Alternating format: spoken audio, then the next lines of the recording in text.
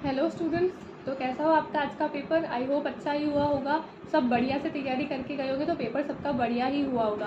तो जो लोग पेपर नहीं दे के आए थे उनको एक बार बता देते हैं कि भाई आज कौन कौन से टॉपिक्स आए थे, कैसे क्वेश्चंस आए थे, ताकि उनको पता चल जाए कि अब आने वाले दिनों में जब उनका पेपर है तब उनके लिए कैसे क्वेश्चंस आ सकते हैं और कैसा लेवल हो सकता है पेपर का। ठीक है, तो आज हम फर्स्ट शिफ्ट के एग्जाम को एनालाइज करते हैं। ठीक है, कुछ उसके टॉपिक्स देखते हैं। जितने मुझे पता चले सिर्फ उतने ही टॉपिक्स में लेकर आई हूँ। अननेसेसरी के फालतू के मन से बना के कोई टॉपिक्स में नहीं लेकर आई हूँ। बच्चे पूछ रहे थे कि मैम क्या सिर्फ इतने ही क्वेश्चंस आए हैं क्या पेपर में? तो इतने ही क्वेश्चंस नहीं आए हैं। क्वेश्चंस आपको जितने बताए गए हैं कि आपके फर्स्ट चैप्टर में, आपके फर्स्ट पेपर में 50 क्वेश्चंस आते हैं 100 नंबर के, तो क्वेश्चन पूरे 50 ही आए हैं। लेकिन मुझे जितने टॉपिक्स पता चलते हैं मैं सिर्फ उतने ही टॉपिक्स लेकर आती हूँ, क्योंकि बच्चे एग्जाम देकर आते हैं तो उसके बाद में वो भूल जाते हैं कि उनको कौन कौन से टॉपिक पे क्वेश्चन आए थे, कैसे कैसे क्वेश्चंस आए थे। तो बच्चों को जितना याद होता है वो सिर्फ उतने ही टॉपिक्स हमको बताते हैं और उसके अकॉर्डिंग ही मैं आपके लिए एनालिसिस का वीडियो लेकर आती हूँ, क्योंकि मैं अपने स्टूडेंट्स को कुछ इररिलेवेंट या फिर मन से बना के कोई टॉपिक्स नहीं देना चाहती हूँ। तो जो मुझे पता चलता है,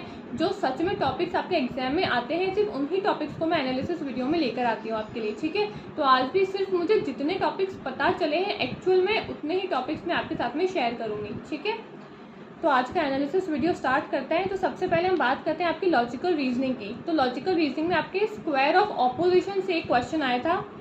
फैलेसी से आपके फिर से एक क्वेश्चन आया है। डेली का डेली ये देखा जा रहा है कि फैलेसी से एक क्वेश्चन तो हर शिफ्ट में आ ही रहा है। और आज की फैलेसी कौन सी आई थी? आज की फैलेसी आई थी अपील टू मेजॉरिटी वाली फैलेसी। अब आप लोग ये नाम देके कंफ्यूज हो गए होंगे कि मैम आपने तो ये फैलेसी करवाई नहीं थी, तो फिर फैलेसी कैसे आ गई ये वाली? ठीक है, अब फैलेसी जो मैंने करवाई है, मैंने तो सिर्फ एक शॉर्ट सीरीज चलाई थी 10 दिनों की। तो सिर्फ फैलेसी जो है वो 10 फैलेसीज नहीं है, काफ़ी सारी फैलेसीज है। तो 10 दिनों में मुझसे जितनी कवर हुई मैंने सिर्फ उतनी ही फैलेसीज करवाई थी। लेकिन अपील टू मेजॉरिटी फैलेसी वो ही फैलेसी है जो मैंने आप लोगों को बताई थी। अब नाम देख के आप कंफ्यूज हो गए होंगे, लेकिन अपील टू मेजॉरिटी वाली फैलेसी है आपकी एड पॉपुलम की फैलेसी। मैंने आपको करवाई थी ना एड पॉपुलम की फैलेसी, जिसमें मैंने आपको बताया भी था कि एड पॉपुलम की फैलेसी को हम भेड़ चाल के नाम से समझ सकते हैं कि भाई जो बाकी सब लोग कर रहे हैं तो इसलिए हम भी उस काम को करते हैं, क्योंकि मेजॉरिटी ऑफ पीपल उस काम को कर रहे हैं इसलिए हम भी उस काम को कर लेते हैं। क्योंकि मैंने आपको एग्जाम्पल भी दिया था कि काफ़ी पेरेंट्स जो है वो अपने बच्चों को बोलते हैं कि है ना आप 11th क्लास में साइंस का सब्जेक्ट ले लो, क्योंकि मिश्रा जी का बेटा, शर्मा जी का बेटा, सब लोग आजकल साइंस ही ले रहे हैं, सब लोग आजकल डॉक्टर ही बन रहे हैं साइंस लेके, तो आप भी साइंस ले लो, आप भी डॉक्टर बन जाओ, है ना। तो वो एड पॉपुलम की फैलेसी थी। यहाँ पे अपील टू मेजॉरिटी की फैलेसी है। नाम बदल दिया है लेकिन फैलेसी वो एड पॉपुलम की ही है। यानी कि अपील टू मेजॉरिटी फैलेसी क्या कहती है कि जो मेजॉरिटी ऑफ पीपल कर रहे हैं किसी काम को, हम भी उस काम को करें, ताकि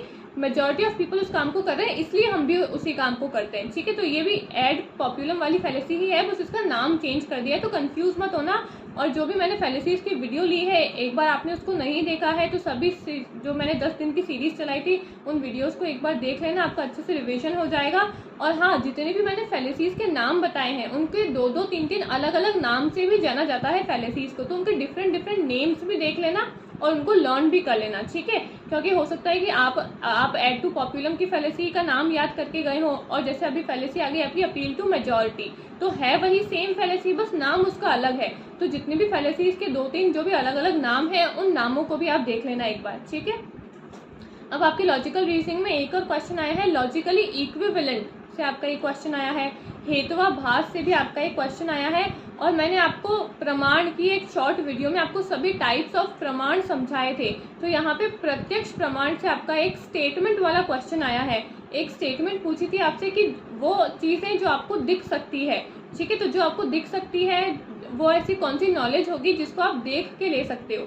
तो मैंने आपको बताया था ना प्रत्यक्ष प्रमाण, जिसको हम हमारे सेंस ऑर्गन्स के थ्रू रिसीव करते हैं, वो नॉलेज जो हमको हमारे प्रत्यक्ष प्रमाण के थ्रू मिलती है, यानी कि हमको हमारे सेंसेस ऑर्गन्स के थ्रू मिलती है, तो वो हमारा प्रत्यक्ष प्रमाण होगा। तो यहाँ पे भी प्रत्यक्ष प्रमाण से आपकी एक स्टेटमेंट बेस्ड क्वेश्चन पूछा गया था। तो मैंने प्रमाण एंड टाइप्स ऑफ प्रमाण की एक शॉर्ट वीडियो बनाई थी, अगर वो नहीं देखी तो उसको भी जाके देख लेना एक बार। ठीक है, अब बात करते हैं रिसर्च एप्टीट्यूड में। तो रिसर्च में आपके हाइपोथेसिस टेस्टिंग से एक क्वेश्चन आया था। कल भी आया था, परसों भी आया था और आज भी आपके हाइपोथेसिस टेस्टिंग से क्वेश्चन आ रहा है। तो 2-3 दिन में डेली हाइपोथेसिस टेस्टिंग से आपके क्वेश्चन आ रहा है, तो ये इंपॉर्टेंट है। तो इसको एक बार फिर से रिवाइज कर लेना जब दिन का भी पेपर है 2-4 दिनों में। ठीक है, आपके इंटरनल वैलिडिटी से भी एक क्वेश्चन आया था। इंटरनल वैलिडिटी क्या होती है? वैलिडिटी के 6 टाइप्स होते हैं, जिसमें आपकी इंटरनल एंड एक्सटर्नल वैलिडिटी होती है। तो इंटरनल वैलिडिटी क्या होती है? इंटरनल वैलिडिटी वो वैलिडिटी होती है जहाँ पे हमको वेरिएबल्स के बीच में रिलेशनशिप बताना होता है कि जो हमने वेरिएबल्स यूज़ किए हैं हमारी रिसर्च में, क्या उनके बीच में कोई रिलेशनशिप बन रहा है या नहीं बन रहा है। ठीक है, तो वो होती है आपकी इंटरनल वैलिडिटी। और एक्सटर्नल वैलिडिटी क्या हो रही है कि जो हमारा सैंपल साइज है वो हमारी पॉपुलेशन के इक्वल है या नहीं है, यानी कि जनरलाइजेबिलिटी हमारी रिसर्च में हो रही है या नहीं हो रही है। तो आपसे इंटरनल वैलिडिटी के ऊपर एक क्वेश्चन आया था। ठीक है, फिर आपसे मीडियन का भी एक क्वेश्चन पूछा था रिसर्च के अंदर। ठीक है, फिर फंडामेंटल रिसर्च और एक्सप्लोरेटरी रिसर्च से भी आपके क्वेश्चन पूछा था। और एक आपका मैच द कॉलम आया था टाइप्स ऑफ रिसर्च को लेकर कि रिसर्च के कितने डिफरेंट टाइप्स होते हैं। तो types of research, exploratory, fundamental research से 1-2 दिन पहले भी क्वेश्चन आया था और आज भी क्वेश्चन आया है। तो जितने भी टाइप्स ऑफ रिसर्च है उनको एक बार फिर से रीड कर लेना, उनका रिविजन कर लेना। ठीक है, आईसीटी की अगर बात करें तो आईसीटी में आपके जीपीएस और सिम की फुल फॉर्म पूछी गई थी। ठीक है, और आपके रैम, जो आपका मेमोरी मैनेजमेंट है, रैम और रोम, उसमें आपके रैम से एक क्वेश्चन आया था। बाइनरी कन्वर्जन पूछा गया है, तो कल भी आपके बाइनरी कन्वर्जन या फिर डेसिमल कन्वर्जन में से एक क्वेश्चन आया था कन्वर्जन वाला डेसिमल सिस्टम से। ठीक है, नंबर सिस्टम से। आज भी आपसे नंबर सिस्टम में बाइनरी कन्वर्जन पूछा गया है। ठीक है, लेजर प्रिंटर से आपका एक क्वेश्चन बना है आज आईसीटी के अंदर। हेक्साडेसिमल और बाइनरी को लेकर कुछ स्टेटमेंट थी जिसको आपको बताना था कि भाई इन दोनों स्टेटमेंट में से कौन सी स्टेटमेंट सही है। तो बाइनरी से रिलेटेड, बाइनरी नंबर से रिलेटेड एक स्टेटमेंट थी और हेक्साडेसिमल से रिलेटेड एक स्टेटमेंट थी। उससे आपसे क्वेश्चन पूछा था कि बताओ दोनों में से कौन सी सही है या गलत है। ठीक है, तो स्टेटमेंट बेस्ड क्वेश्चन भी काफ़ी आ रहे हैं इस बार एग्जाम के अंदर। ठीक है, मैथ्स की अगर बात करें तो मैथ्स में आपके एवरेज वाले क्वेश्चन आए थे इस बार। प्रॉफिट एंड लॉस से क्वेश्चन आए थे और आपके एक नंबर सीरीज आई थी जिसके अंदर नंबर दिया हुआ था 20, then 62, then 189, then 571 and then 1718। तो उसके बाद में पूछा था कि अब बताओ 1718 के बाद में कौन सा नंबर आएगा। ठीक है, तो ये नंबर सीरीज थी जिसके ऊपर आपसे क्वेश्चन पूछा था। और डायरेक्शन वाले क्वेश्चन भी आए थे आपके मैथ्स के अंदर। ठीक है, हायर एजुकेशन की बात करें तो हायर एजुकेशन में आपके तक्षशिला और नालंदा यूनिवर्सिटी से एक क्वेश्चन आया है। तो मैंने नालंदा यूनिवर्सिटी पे एक शॉर्ट वीडियो भी बनाई थी, अगर नहीं देखी तो उसको जाके देख लेना एक बार। आपका नालंदा यूनिवर्सिटी को लेकर कंसेप्ट जो है वो क्लियर हो जाएगा। ठीक है, फिर आपकी हायर एजुकेशन में वाइसरॉय एंड गवर्नर से रिलेटेड एक क्वेश्चन आया था। तो मैंने थोड़े टाइम पहले हमारे टेलीग्राम चैनल पे एक लिस्ट भेजी थी जिसमें आपके सभी वाइसरॉय एंड गवर्नर जनरल्स के नाम थे और उनसे रिलेटेड जो भी उनकी फंक्शंस थे वो उसमें बताए हुए थे। तो अगर आपने टेलीग्राम को ज्वाइन नहीं किया है तो उसको ज्वाइन कर लेना और वहाँ पे जाके वो जो मैंने लिस्ट भेजी थी आपको वाइसरॉय एंड गवर्नर जनरल की, उसको देख लेना। ठीक है, तो टेलीग्राम को ज्वाइन नहीं किया है तो अभी भी ज्वाइन कर लेना उसको। अगर आपको नहीं मिलती है वो लिस्ट तो मैं एक बार फिर से टेलीग्राम चैनल पे वो वाइसरॉय और गवर्नर जनरल की लिस्ट जो है उसका वो मैं वापस से वहाँ पे अपलोड कर दूंगी। ठीक है, फिर आपके हायर एजुकेशन में प्री इंडिपेंडेंस एजुकेशन कमीशन जो थी ना, प्री इंडिपेंडेंस वाली, उससे आपका एक क्वेश्चन बना है हायर एजुकेशन के अंदर। ठीक है, पीपल डेवलपमेंट एंड एनवायरनमेंट की अगर हम बात करें तो इसमें आपके क्लोरीन एंड फ्लोराइड से एक क्वेश्चन बना है। कैगाली अमेंडमेंट से आपका एक क्वेश्चन बना है और एनबीओडी से आपका एक क्वेश्चन बना है।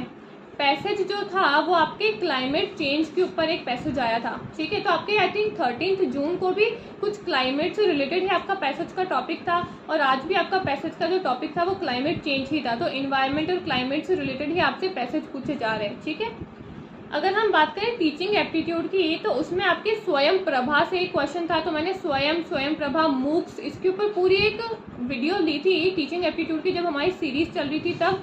तो आपने अगर वो वीडियो नहीं देखी तो उसको देख लेना, आपको हेल्प मिलेगी काफ़ी। ठीक है, फिर आपका स्कैफोल्डिंग से एक क्वेश्चन आया था टीचिंग एप्टीट्यूड के अंदर एंड कंटेंट एनालिसिस से भी आपका एक क्वेश्चन आया था। कम्युनिकेशन की अगर हम बात करें तो उसके अंदर आपके मल्टीमीडिया से एक क्वेश्चन बना है और डीआई जो था वो एवरेज था, यानी कि ज़्यादा डिफिकल्ट नहीं था, इजी था, लेकिन एवरेज प्लस परसेंटेज वाले क्वेश्चन मिक्स करके दिए हुए थे। तो कल वाले एग्जाम में भी हमने देखा था कि आपसे डीआई के अंदर क्वेश्चन जो थे वो परसेंटेज और रेशियो कि मिक्स करके पूछ रहे थे, आज भी आपके एवरेज और परसेंटेज से मिक्स करके क्वेश्चन पूछ रहे हैं, यानी कि सिंपल क्वेश्चन नहीं पूछ रहे, दो टॉपिक्स को मिक्स करके फिर आपसे क्वेश्चन पूछे जा रहे हैं। लेकिन लेवल जो है डीआई का, कॉम्प्रीहेंशन का, वो ईजी है, टफ नहीं है। बस मैंने आपसे पहले भी बताया था कि एनटी जो है वो टॉपिक्स को घुमा फिरा के ट्रिकी वे में आपसे पूछता है। टॉपिक्स वही होते हैं जो आपने पढ़े हुए हैं, बस एनटी क्या करता है, उनको थोड़ा घुमा देता है, घुमा फिरा के आपसे पूछता है। तो आपको लगता है कि अरे ये टॉपिक तो नया आ गया, ये तो हमारे सिलेबस में नहीं है, ये तो आउट ऑफ सिलेबस है, तो आप घबरा जाते हो वहाँ पे। तो घबराने की कोई बात नहीं, टॉपिक्स आपके सिलेबस में से ही आ रहे हैं, ये वही टॉपिक्स है जो आपके सिलेबस में मेंशन है। बस इन टॉपिक्स से जो क्वेश्चन पूछता है वो पूछने के तरीके बस एनटीए बदल देता है, ठीक है। तो ये आपका आज का फर्स्ट शिफ्ट के कुछ क्वेश्चन थे, कुछ टॉपिक्स थे जो मेरे को पता चले, तो वो मैं आप लोगों के लिए लेकर आई हूँ, ठीक है। और मैं जितने भी एनालिसिस वीडियो लेकर आ रही हूँ उसका यही मतलब है कि आने वाले दिनों में जब भी आपका एग्जाम है तो आप इन एनालिसिस वीडियो को देखो, ताकि आपको एक आइडिया मिल जाए कि भाई अब कल पेपर है तो उसमें कैसे क्वेश्चंस आ सकते हैं, परसों है तो कैसे क्वेश्चंस आ सकते हैं, ठीक है। तो इन एनालिसिस वीडियो से आपको काफ़ी हेल्प मिलेगी। तो आई होप आप सभी बच्चे मेरे एनालिसिस वीडियो को देख रहे होंगे, आपको अच्छे लग रहे होंगे वीडियो। तो वीडियो अगर अच्छे लगे तो उसको लाइक एंड शेयर भी कर देना, और टेलीग्राम को ज्वाइन कर लेना, लिंक आपको डिस्क्रिप्शन में मिल जाएगा, ठीक है। Thank you.